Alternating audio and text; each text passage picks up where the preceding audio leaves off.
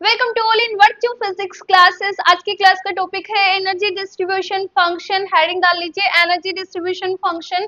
Last lecture की हम बात करें तो मैक्सवेल बोल्ट्जमान डिस्ट्रीब्यूशन फंक्शन हमने कंप्लीट डेराइव कर लिया था और इसके साथ साथ उसके एप्लीकेशंस के बारे में भी स्टडी कर लिया था। सो नाउ आज का जो टॉपिक है वो भी इम्पोर्टेंट टॉपिक है आपके एग्जाम के पर्पज से। लॉन्ग आंसर टाइप में यहाँ से क्वेश्चन बनता है। तो सबसे पहले हम यहाँ पे क्वेश्चंस को समझेंगे कि क्वेश्चंस क्या क्या है। हेडिंग डालो एनर्जी डिस्ट्रीब्यूशन फंक्शन, उसके जस्ट नीचे आप राइट डाउन करो ये क्वेश्चन। क्वेश्चन देखो, the distribution function dn equal to 4 pi n m upon 2 pi kt की पावर 3/2 e की पावर माइनस का mc square upon 2 kt c square dc। ये क्या है? मैक्सवेल बोल्ट्जमान डिस्ट्रीब्यूशन फंक्शन है जो कि आपको गिवन होगा क्वेश्चन में। ठीक है, इसको यूज में लेके आपको कैलकुलेट क्या करना है, आपको कैलकुलेट करना है maximum probability of energy. Energy का मैक्सिमम प्रोबेबिलिटी क्या रहेगा, एनर्जी प्रोबेबिलिटी क्या निकल कर आएगी।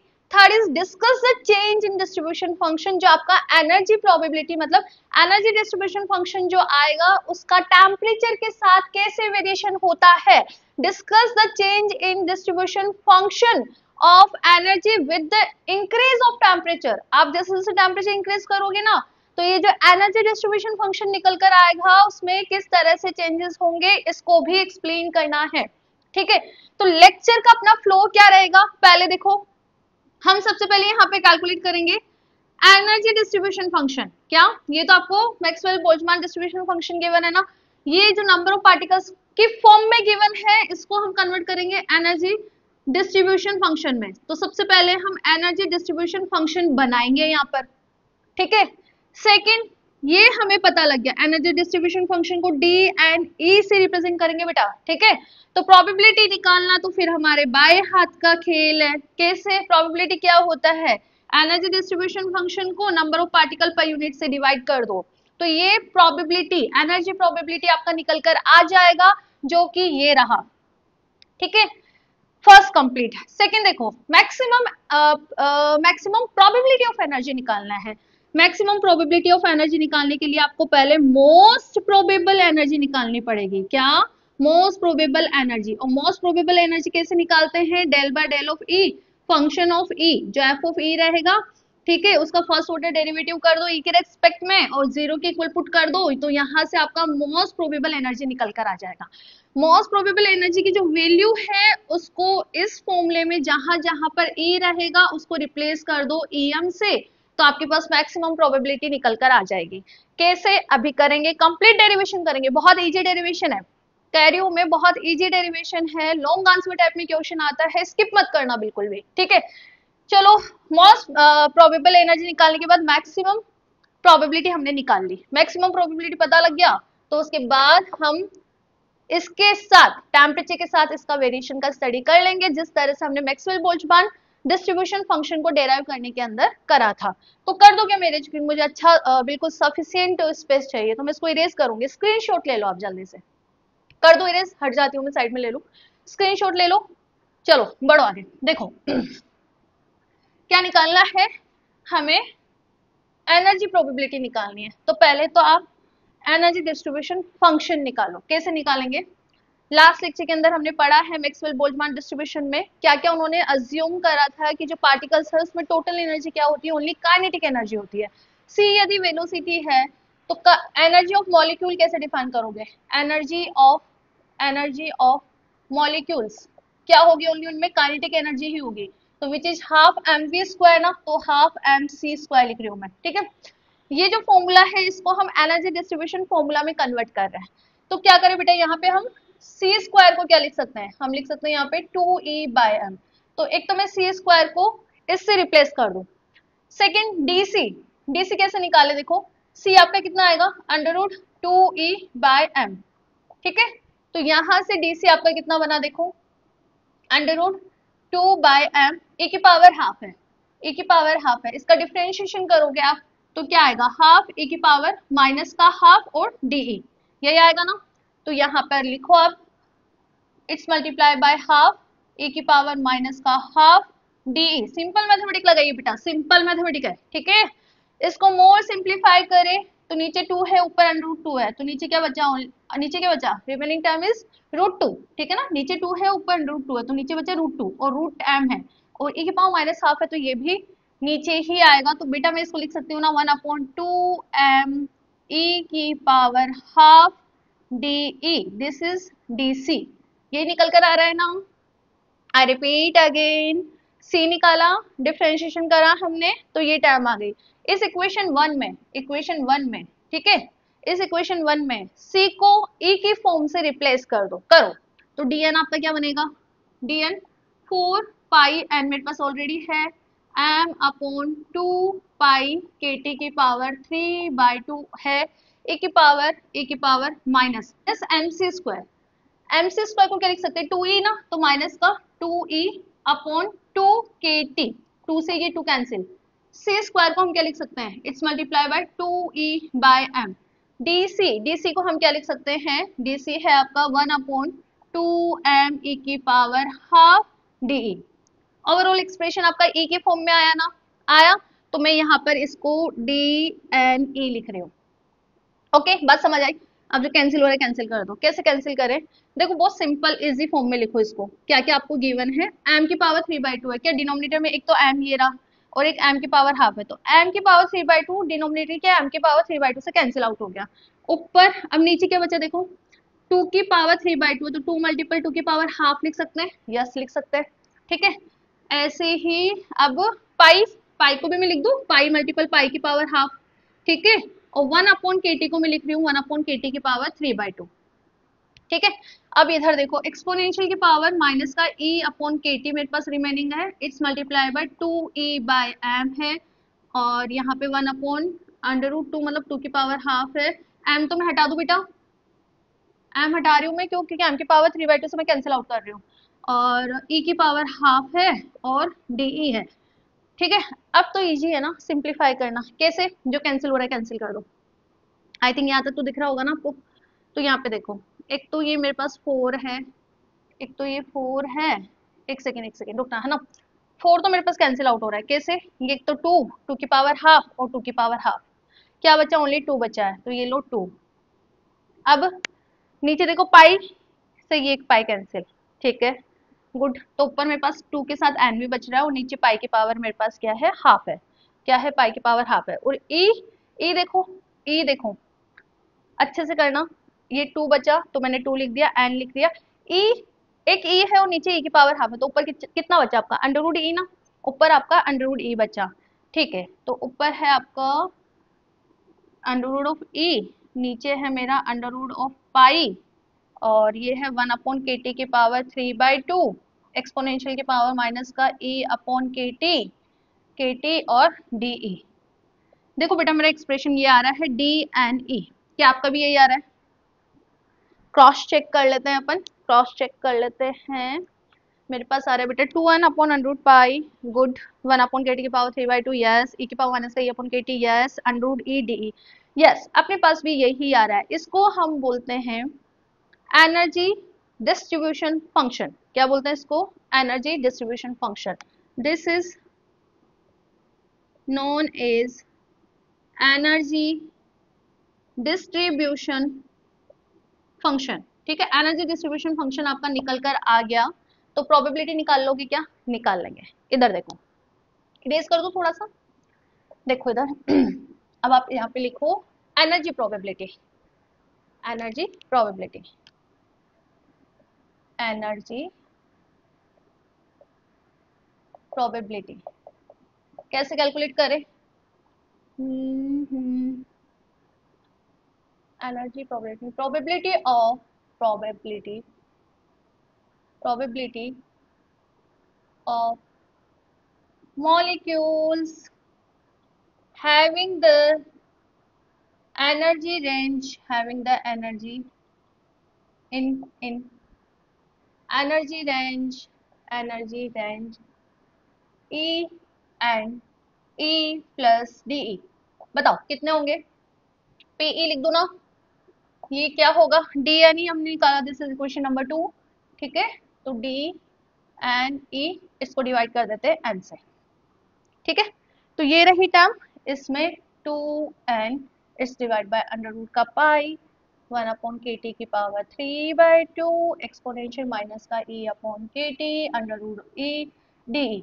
ठीक है, इसको हम डिवाइड कर रहे हैं n से। कर दिया, चलो आगे बढ़ो। कैंसिल हो रहा है ये, remaining term is probability function मेरे पास निकल कर आ रहा है 2/अंडर रूट पाई 1/kt की पावर 3/2 e की पावर माइनस का e/kt under root of e D. This is equation number 3 and this is energy probability. This is energy probability. निकालना था ना, क्वेश्चन में पढ़ा था आपने, निकालना था। ठीक है, तो देखो इस एनर्जी प्रोबेबिलिटी के फॉर्मूले से क्या क्या कंक्लूजन निकलता है। मैं बात करूं फर्स्ट केस, फर्स्ट हम बात करें बेटा probability of particle having does not depends on mass of particle, does not depends on mass of particles, mass of gaseous particle, mass of gaseous particles या gaseous particle। ठीक है, second if E equal to 0 तो then probability of molecule having the energy will be 0. Why? Because under root E, due to term under root E।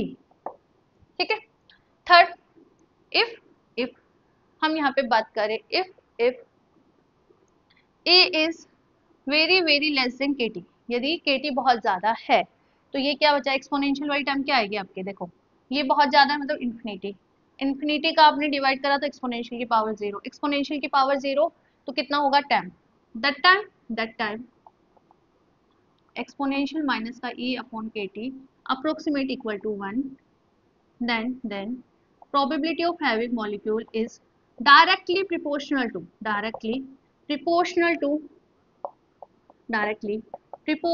to root square of energy, directly proportional to under root of E। ठीक है, fourth क्या conclusion निकल रहा है, if E बहुत ज्यादा है KT से then probability of molecule that having the energy E, ठीक है, decreases exponentially, ठीक है, एक्सपोनेंशियली ये क्या होगा, डिक्रीज होगा। तो इस तरह से एनर्जी डिस्ट्रीब्यूशन फंक्शन से हमने प्रोबेबिलिटी निकाला और इस प्रोबेबिलिटी वाले फॉर्मूले से हमारे पास ये चारों कंक्लूजन निकल कर आ रहा है। ठीक है, नेक्स्ट हमें अब क्या कैलकुलेट करना है, मैक्सिमम प्रोबेबिलिटी। उससे पहले हम बेटा यहाँ पे कैलकुलेट करेंगे मोस्ट प्रोबेबल एनर्जी। क्या कैलकुलेट करेंगे, मोस्ट प्रोबेबल एनर्जी। तो उसके लिए मुझे इरेज करना पड़ेगा, स्क्रीनशॉट ले लो या स्नैपशॉट ले लो, जल्दी से स्क्रीनशॉट लो, उसके बाद आगे बढ़ते हैं। इसको मुझे रखना है, ठीक है, तो यहाँ पे आप डालो अब most probable energy, most probable energy. क्यों निकाल रही हूँ, बिकॉज मुझे मैक्सिमम प्रोबेबिलिटी निकालनी है, मैक्सिमम प्रोबेबिलिटी निकालनी है। कर दूं मेरेज, ये अपन काम में लेंगे, इसको मैं रेज कर रही हूँ।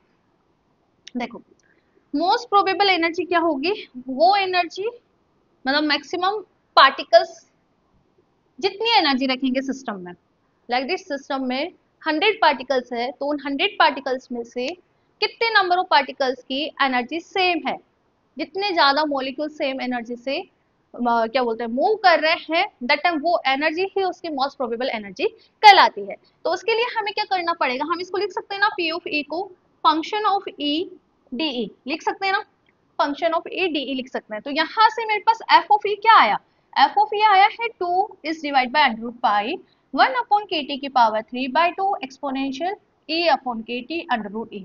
ठीक है, तो मोस्ट प्रोबेबल एनर्जी निकालने के लिए हम क्या करते हैं, इस फंक्शन का फर्स्ट ऑर्डर डिफरेंशिएशन करके 0 करना होता है। ठीक है, this is a condition, this is condition.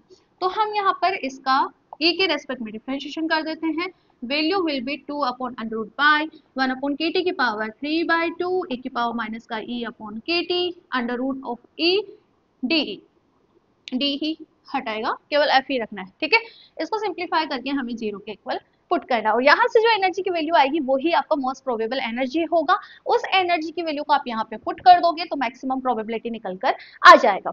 तो कैसे करें इसको, अब तो इजी है ना, देखो ये कांस्टेंट बाहर ले लो, बाहर लूंगी 0 के इक्वल लेकर जा रही हूँ। तो बेसिकली मुझे यहाँ पे डिफरेंशिएशन सिंप्लीफाई करना है e की पावर माइनस का e upon K T under root of ए। ये फर्स्ट सेकंड से कर ले, फर्स्ट सेकंड से कर ले, कैसे करें देखो इधर आओ, फर्स्ट अंडर रूट ऑफ ए रहने दो, सेकंड इसका डिफरेंशिएशन करो, इसका करोगे तो e की पावर माइनस का e अपॉन के टी ही आएगा, ठीक है।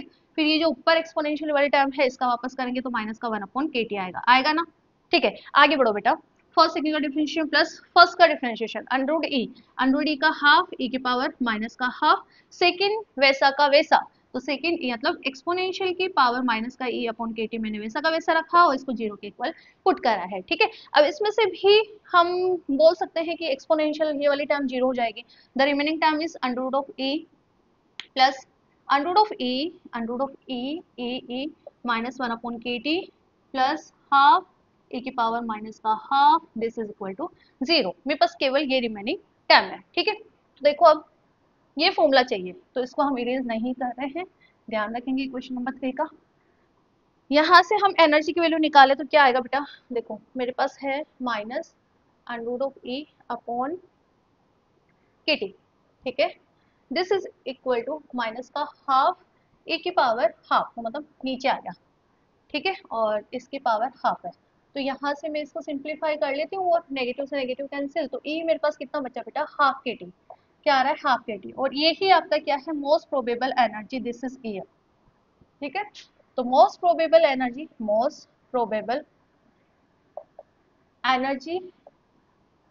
ए M equal to half K T, मतलब इतने number of molecules half K T half K T बेटा इसके साथ है, देखो ई से ई इधर आया, ये के टी तो ऊपर जाएगा ना, तो हाफ के टी। तो मोस्ट प्रोबेबल एनर्जी मेरे पास कितनी आ रही है, हाफ के टी आ रही है। नाउ मैक्सिमम प्रोबेबिलिटी क्या करते हैं, मैक्सिमम प्रोबेबिलिटी के लिए मैक्सिमम कब होती है, जब हम पी ऑफ ई को E equal to E M पर निकालें, ठीक है। मतलब जहां पे ई है वहां पे ई एम रखो और ई एम रख के ई एम की वैल्यू पुट कर दो तो मैक्सिमम प्रोबेबिलिटी आ जाएगा। तो आपका मैक्सिमम प्रोबेबिलिटी क्या आएगा, मैक्सिमम प्रोबेबिलिटी का फॉर्मूला क्या बन जाएगा, 2 अपॉन अंडर रूट पाई, ठीक है, 1 अपॉन के टी की पावर 3/2, ठीक है, ई की पावर माइनस, अब इसको मैं ई एम लिखूंगी, E M upon K T under root E M लिखूंगी इसको भी, ठीक है, और यहाँ पे है आपका डी। करें आगे सिंप्लीफाई, मैक्सिमम प्रोबेबिलिटी यस, तो पीई मैक्स कितना आ रहा है, 2 upon under root of pi 1 upon K T की पावर 3/2, ई की पावर क्या पुट करूं बेटा, हाफ के टी ना, तो माइनस ई की पावर मतलब हाफ के टी, तो हाफ ये हाफ इट्स मल्टीप्लाई बाय के टी और डिनोमिनेटर में है के टी, और ये आ जाएगा आपका के टी बाई 2 की पावर हाफ डी ई। बताओ कोई डाउट है क्या, नहीं है ना, इसको आगे सिंप्लीफाई करो, लिखो यहाँ तक, आगे मैं इसको सिंप्लीफाई करवाती हूँ। ये डी ई कहाँ लेकर चल रहे हैं अपन, मैक्सिमम प्रोबेबिलिटी निकालना है ना, देखो इधर, तो पीई मैक्स कितना आ रहा है अपना, पीई मैक्स आएगा 2, ये कैंसिल, ई की पावर माइनस हाफ और ये तो ई की पावर हाफ नीचे जाएगा तो पाई ई की पावर हाफ लिख सकते हो ना बेटा, और यहाँ पे भी √2 है, ठीक है। इधर देखो हाफ 3/2 है और यहाँ पर के टी की पावर 1/2 है, तो इसके डिनोमिनेटर में 3/2 है और इसके ऊपर हाफ है, तो कितना बचा बताओ, के टी बचा ना केवल, ठीक है। और यहाँ पर ये एक हाफ में से एक हाफ जाएगा तो बचेगा बेटा 2 अपॉन पाई ई, 2 अपॉन पाई ई की पावर 3/2 और ये हाफ है तो डिनोमिनेटर में 1 अपॉन के टी बचेगा ना, ठीक है। तो this is maximum probability, this is maximum probability कितना आ रहा है, √2 अपॉन पाई ई मल्टीपल 1 अपॉन के टी, ठीक है। नेक्स्ट अभी तो हमें इसका टेम्परेचर के साथ वेरिएशन भी देखना है, तो जल्दी से अभी देख लेते हैं कि टेम्परेचर के साथ कैसे variation with temperature, variation with temperature, variation with temperature यदि हम पीई और ई का ग्राफ बनाएं, ठीक है। मोस्ट प्रोबेबल पीएम तो कितना आ रहा था, हाफ के टी ना, हाफ के टी, तो टेम्परेचर जैसे जैसे इंक्रीज होगा तो most probable energy, most probable, एक सेकेंड रुको बेटा, most probable energy E M कितना आ रहा था मेरे पास, हाफ के टी ना, तो टेम्परेचर यदि इंक्रीज हुआ तो मोस्ट प्रोबेबल एनर्जी भी आपका क्या होगा, इंक्रीज होगा। ठीक है, ये बात तो हमें समझ आ गई थी। अब मोस्ट प्रोबेबल एनर्जी का समझ, डिस्ट्रीब्यूशन फंक्शन का टेम्परेचर के साथ वेरिएशन देख लेते हैं। यदि हम ग्राफ ड्रॉ करें तो इस तरह से आता है, ये T3 पे, T2 पे, T1 पे, T3 greater than T2 greater than T1। जैसे जैसे हम टेम्परेचर इंक्रीज करेंगे, जैसे जैसे हम टेम्परेचर इंक्रीज करेंगे तो ये जो डिस्ट्रीब्यूशन फंक्शन है वो डिक्रीज होता जाएगा। As temperature increases, distribution function maximum